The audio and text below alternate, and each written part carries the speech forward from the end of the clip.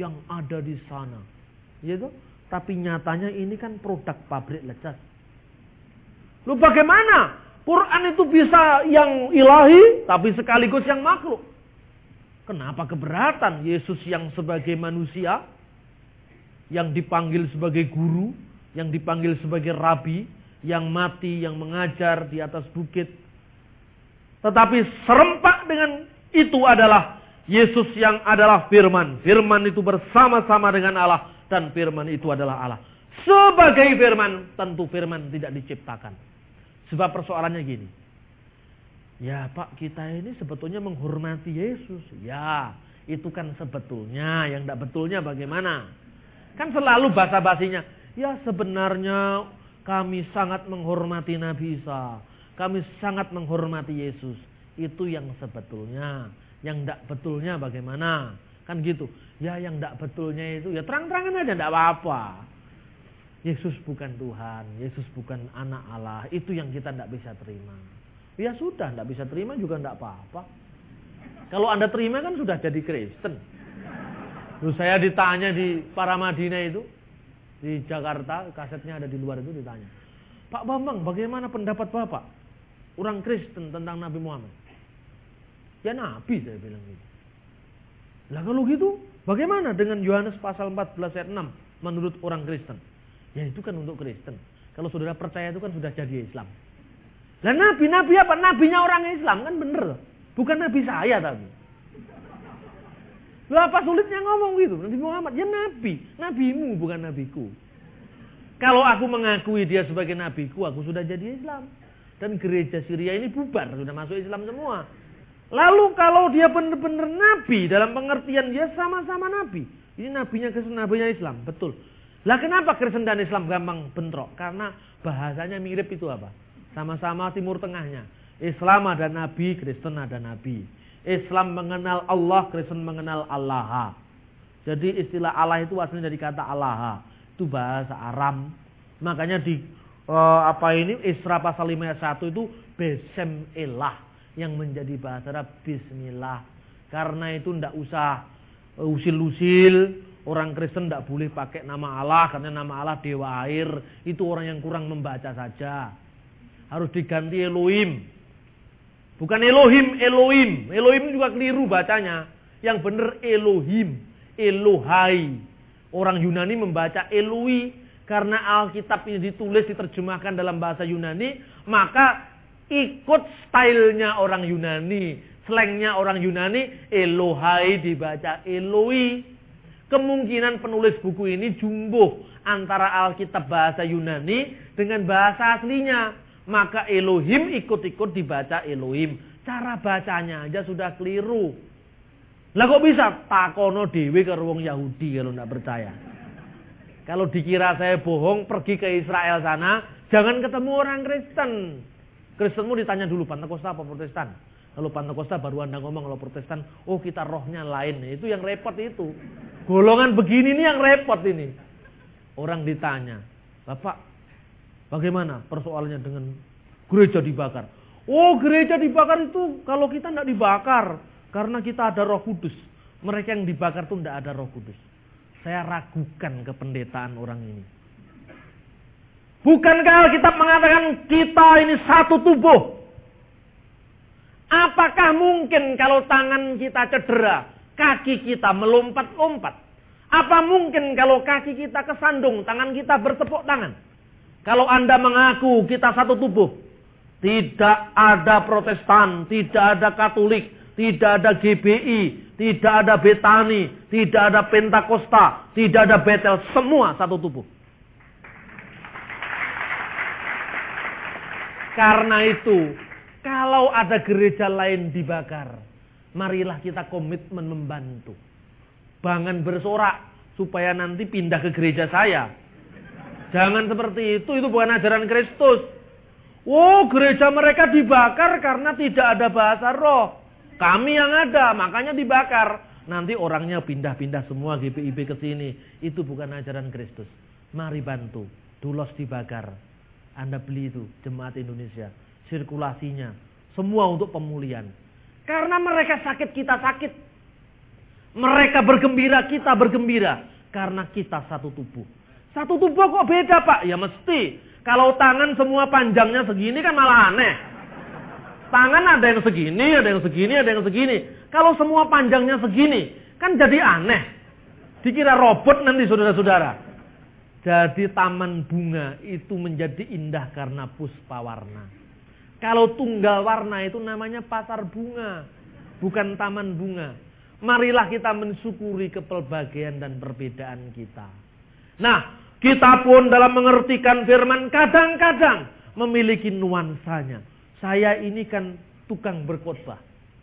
Tapi saya paling suka kalau mendengarkan khotbahnya pendeta Yakub Nahuai.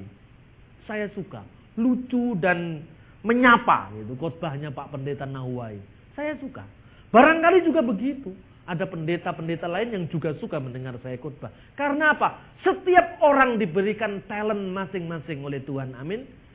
Nah, apapun yang saya capai sebagai seorang Bambang Nursena, mungkin tidak dicapai orang lain. Tapi yang dicapai orang lain, mustahil semua bisa saya capai. Itulah artinya kita harus satu tubuh saling melengkapi, saling berangkulan, saling memahami, dan saling memberkati. Amin.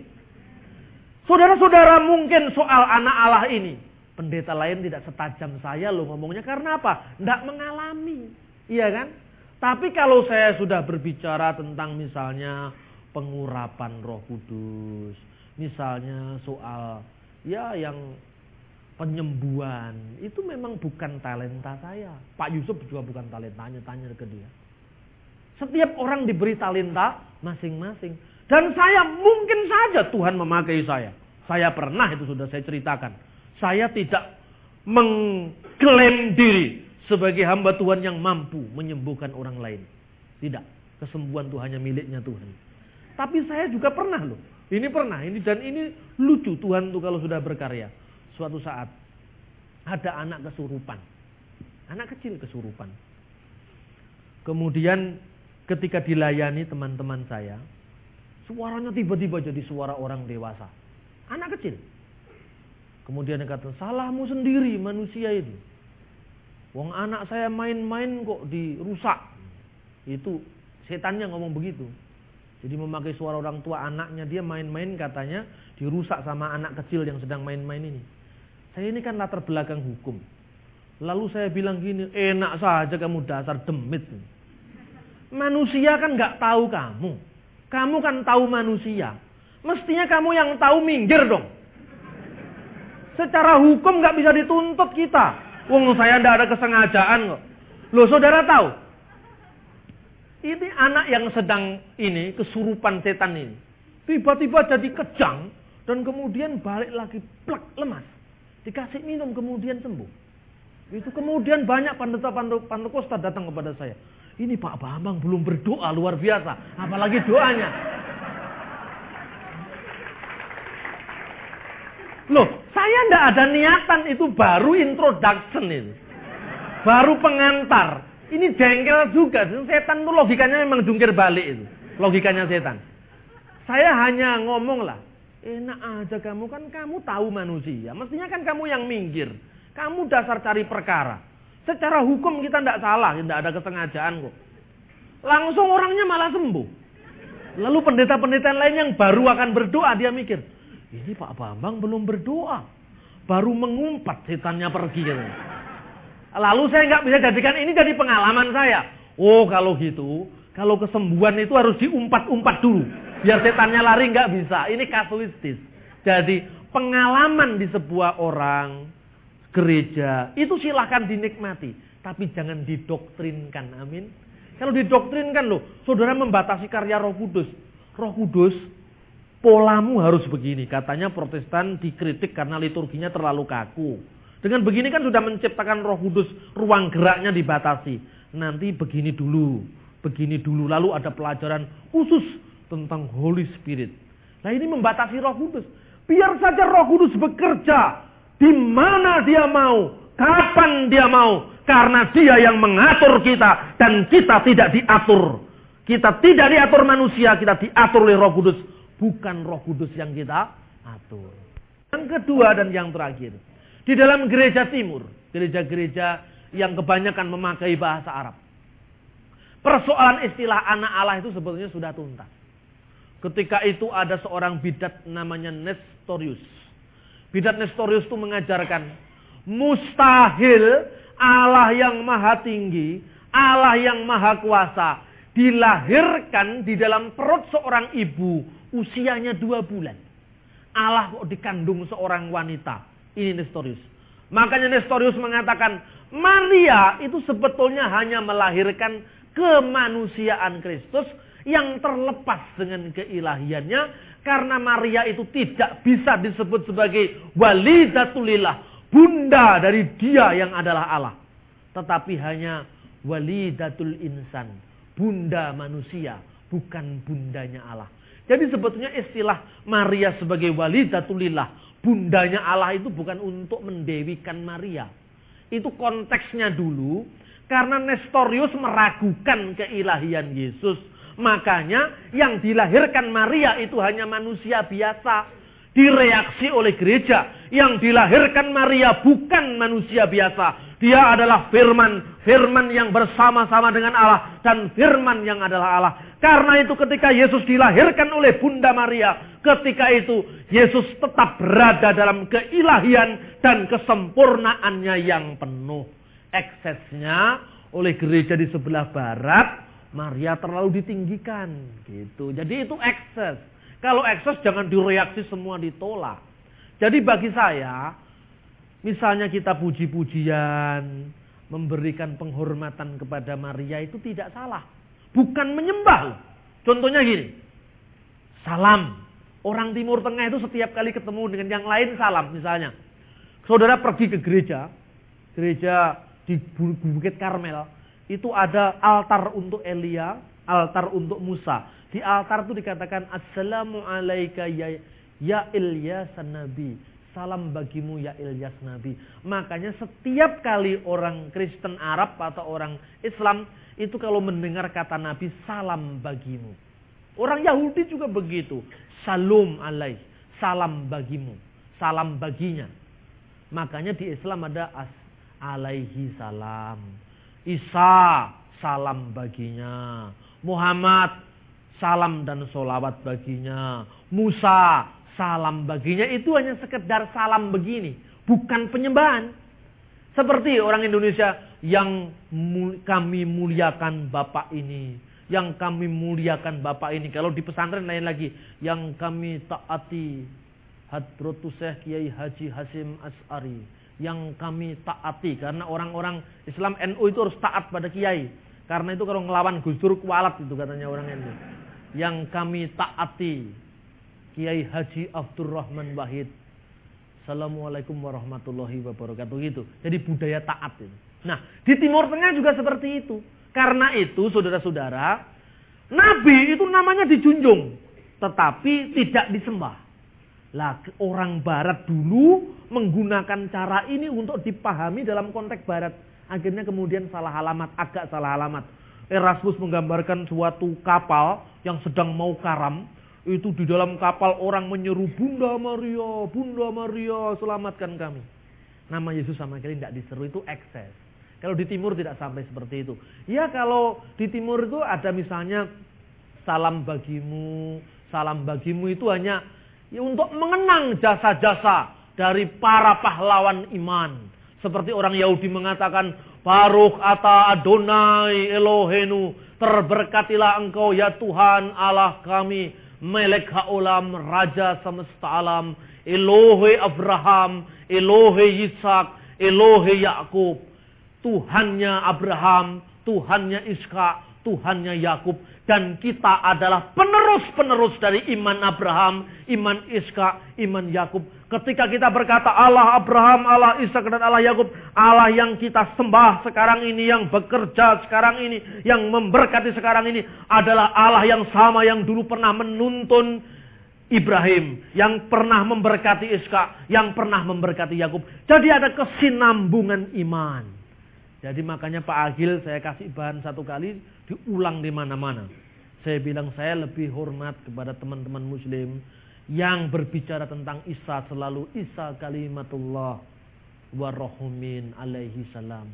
Lain dengan orang Batak. Saya pikir orang Islam lebih menghormati nabi-nabi ketimbang orang Batak. Orang Batak itu semua dipanggil si.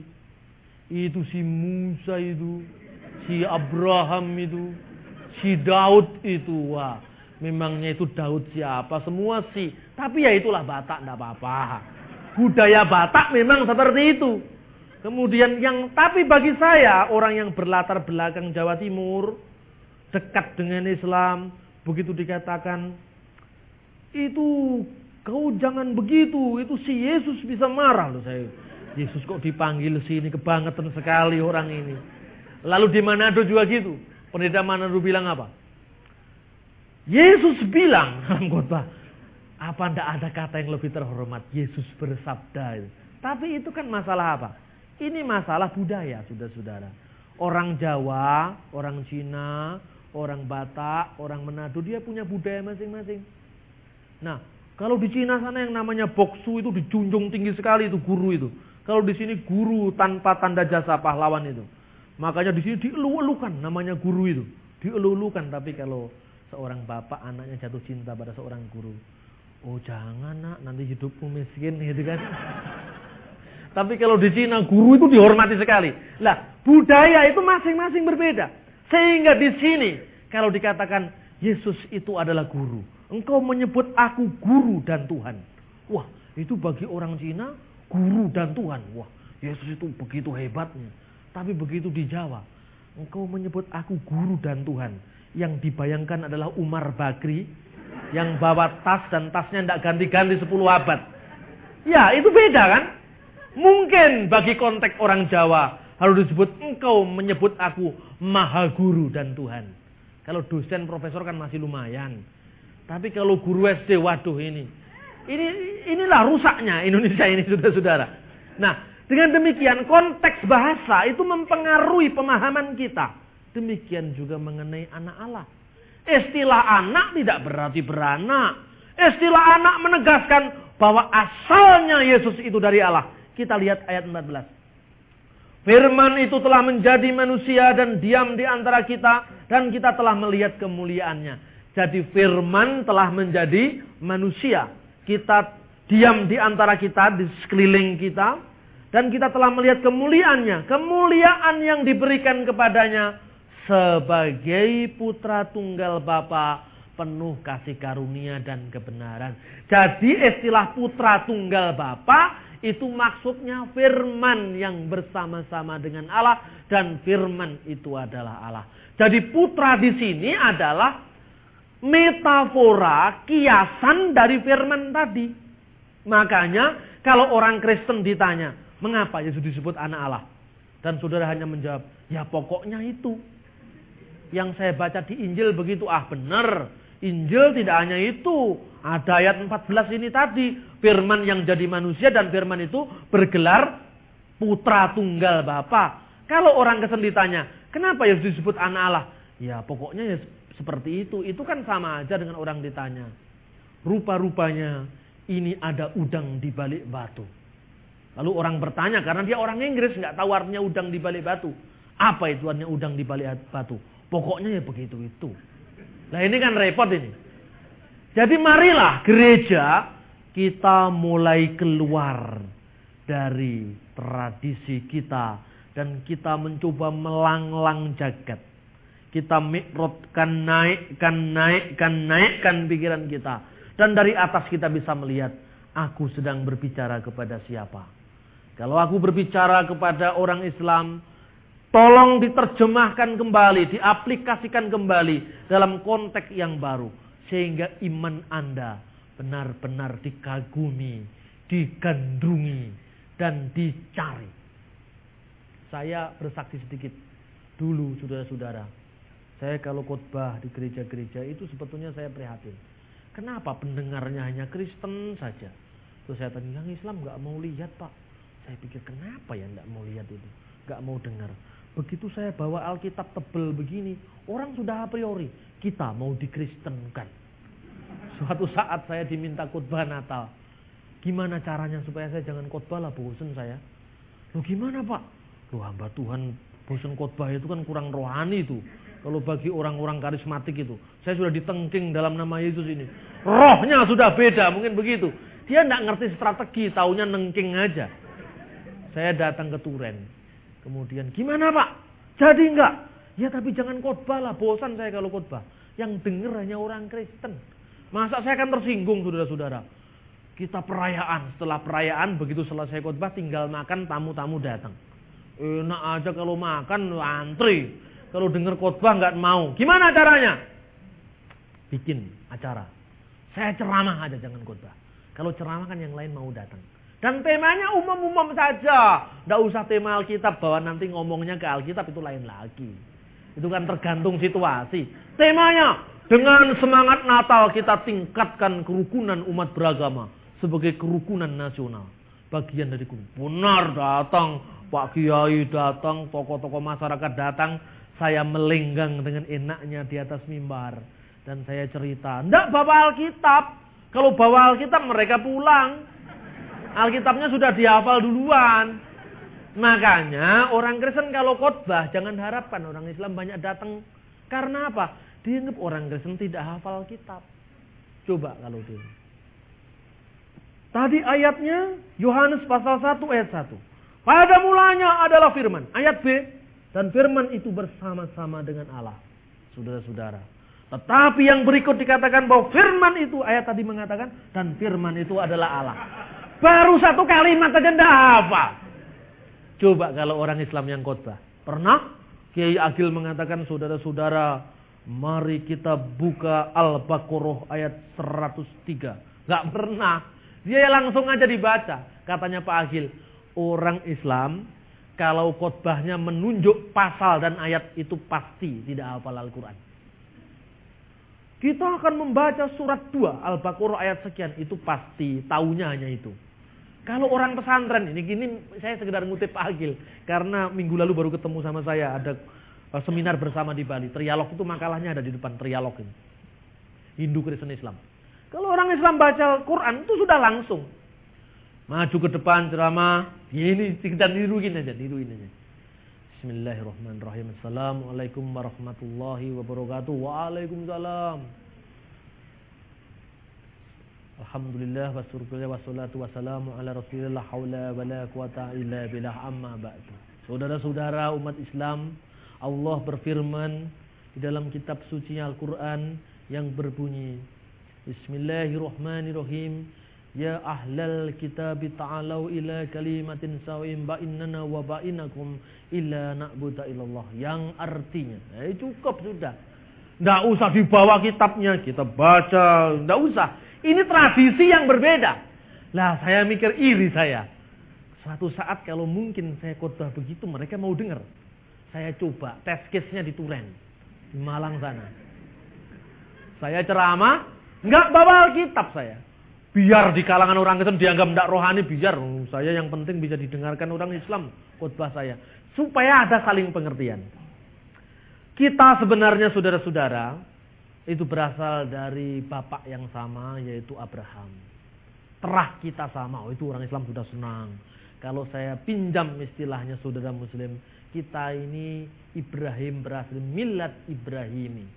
Jadi berasal dari iman Ibrahim, the Abrahamic faith yang satu. Karena itu saya menganjurkan bagaimana untuk kesatuan bangsa ini. Di tengah-tengah situasi bangsa dalam ancaman disintegrasi. Marilah kita agree in disagreement. Setuju dalam ketidaksetujuan. Bukankah di dalam Al-Quran dikatakan bahwa sebenarnya kita diutus ini sebagai rahmatan lil alamin. Rahmat bagi semesta alam. Izinkanlah saya mengutip sebuah firman Tuhan dalam kitab Zabur atau kitab Mazmur yang berbunyi, Hine matof umanaim sefet akim gam yakat. Yang artinya, alangkah baiknya dan indahnya apabila semua hidup rukun bersama. Begitu saya ngutip begini, Pak Haji yang di depan saya langsung, wah, pikiran saya kena. Nah ini, begitu saya turun, dia tanya, Pak, gimana Pak? Baik? Oh baik. Jangan ini Pak ya, kita sering ada forum-forum ini lebih bagus. Ya bagus, alhamdulillah Pak Gaji. Terus dia tanya begini, itu tadi yang Bapak baca itu kitab Jabur ya? Iya betul, kitab Jabur. Itu bahasa apa tadi Pak? Itu bahasa Ibrani. Ya bahasanya Nabi Daud langsung. Oh gitu ya. Jadi kalau begitu kita bisa ngerti Pak. Artinya kalau orang Islam itu kalau baca Quran ya ada bahasa Arabnya baru diartikan. Saya selama ini terus terang tidak pernah dengar yang begini ini. Sebab kalau saya di Madura Alkitabnya bahasa Madura. Kalau di Batak Alkitabnya bahasa Batak. Mana aslinya? Kita tidak bisa percaya karena tidak ada aslinya coba. Jadi persoalannya orang Kristen kalau membaca teks bahasa asli. Itu bukan sekedar pinter-pinteran. Tapi kebutuhan. Kebutuhan karena apa? Yang mendengarkan tuh nggak percaya kita kalau bahasanya Indonesia itu. Ini kan repot. Bahkan orang mengatakan, baca kitab suci kok kaya maca Quran. Loh seperti yang kita baca tadi. Pada mulanya ada seperti baca Quran katanya mereka. Begitu dibaca. Ini model Kristen Timur Tengah ini. Min masamil yabina Dawudan Nabi wa malikut tohir litahina alaina mubarakatu mukhaddasa amin. Haleluya. Wah ini baru kitab suci kalau ini. Padahal hanya lagunya yang berbeda. Ya kan? Saudara mengejar makna. Mereka mengejar keaslian. Orang Kristen, ini Pak Komarudin yang katakan. Waktu Natalan saya undang dia. Suruh khotbah dia, suruh pidato. Waktu Natalan gereja Syria di Jakarta. Natalan itu kalau di gereja Syria namanya Idul Milad. Idul Milad itu Natal. Kalau Paskah, Idul Paskah. Id itu perayaan. Idul Milad perayaan Natal. Miladiyah itu Natal. Nah itu dia mengatakan, ketika saya mendengar seorang rekan Kristen membaca ayat-ayat tadi, bayangan saya, ini sangat baik untuk menumbuhkan saling pengertian. Jangan pendeta yang lain kritik, kapan menginjilnya? Sik toh, ini menciptakan dulu situasi kondusif, main hantam saja. Dulu kapan begitu tuh ada penginjilan? Loh, penginjilan. Caramu gitu ndak lama disebar orang. Gerejamu dikerutuki dulu. Kita menciptakan hubungan baik. Soal orang nanti percaya Yesus, itu proses kemudian. Kan gitu. Soal orang dengan cara bergaul begini, si Monica Umar dimasuk Islam itu haknya dia. Saya lihat Ciganjur kemarin saudara-saudara di Bali. Saya kemarin kan baru dari Bali bersama Ki Ageng Ganjur. Itu kelompok musiknya Gus Dur bersama Frankie Sahilatua dengan Vini, siapa itu? Artis itu. Avionita atau siapa itu. Saya mestinya Pak Juan Effendi waktu itu bicara karena Pak Juan dilantik jadi setnek. Kemudian saya datang ke sana bikin orasi. Ketika saya orasi ditepuk tangani sama orang-orang Hindu, orang-orang Islam di situ. Kan baik semua. Kita di sini bukan untuk menyamakan, tapi untuk membersamakan. Saya katakan berulang-ulang kali.